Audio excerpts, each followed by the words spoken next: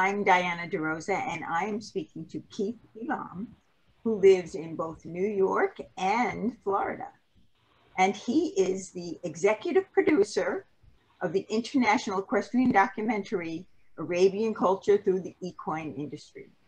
Well, Keith, so nice to hear from you and talk to you. And boy, the Arabian culture is really wonderful. So tell me why you decided to do this film. Well, first I would like to say it's an honor to participate in the Equus Film Festival. And again, special thanks to you and also for Lisa for the invitation.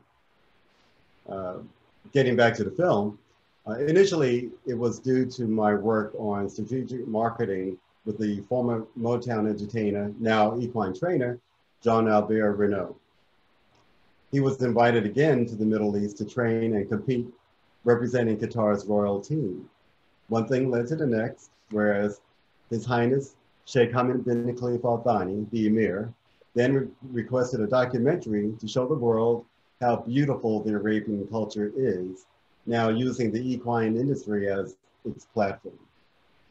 My background, my education is in the arts, architecture, photography, and I minored in anthropology and archaeology. So now, once we were in Qatar, we learned that the Duchess of York, Sarah Ferguson, would ride to raise funds for her children's charity, Children in Crises, which is very interesting. And that Renault would then be her personal trainer, and that she would be part of this shoot for the documentary. Needless to say, I was excited to be part of the initiative and to document it. Wow, you know, it's so exciting to hear that. I mean, what a wonderful time you must have had, and being that close to the real, true Arabian horses must have been wonderful. So it takes a long time to create a film. You have to put a lot of time and energy into it. So when you look back, what are you most proud of?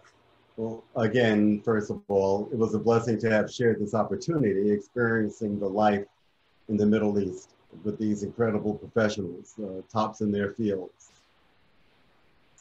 Ironically, that happened to be people of color and all from the United States. The core team that worked on the documentary and also training the Duchess of York.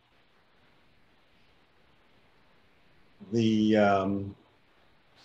individuals that we worked with were Jean Renault, celebrity and then equine trainer, Dr. Keely Amber Smith, head veterinarian for His Highness Sheikh Hamad bin Khalifa Al Thani, and Laurie Davis Hunter, the general manager of Al Sheikh Stud, the farm for Sheikh Hamad.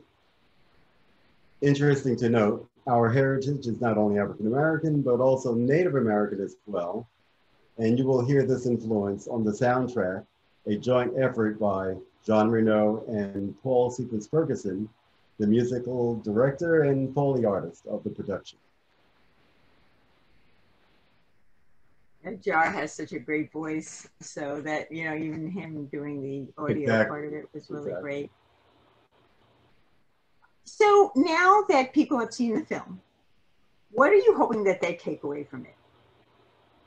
One thing I wanted to mention was that Renault happened to have trained and rode the first and only category horse to finish the history, or in the history of the Qatar marathons.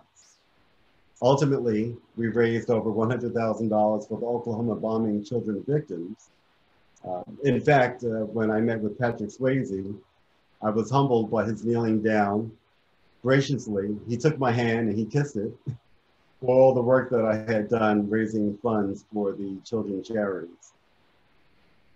As we did then, and still much needed for today's children's charities now, more than ever actually, especially what has happened to those displaced children from their families at the border. We as a team would be honored to return to Doha to do a reunion of this royal team Qatar, working with the Duchess of York, Sarah Ferguson, now Her Highness, Sheikha Al Mayasa, who happens to be Sheikh Hamad's daughter, who is now the founder of Doha Film Institute and the present force behind the Qatar's mission to become the Middle East's foremost destination for the arts and culture. I wanted to also mention, speaking of daughters, my daughter, Sabina Elam, was born in Doha during this documentary. And her mother and I, Dr. Smith, married, and then shortly after returned back to the United States. But I also wanted to mention one more thing. The poster that is now being shown for the documentary was co-designed by my daughter, and it's behind me here, and you can see it on the website. I just wanted to mention that, so I'll get a kick out of that as well. And also, it's like full circle, coming right back. Sabina now is 23, and she was born during the process and the production of the documentary.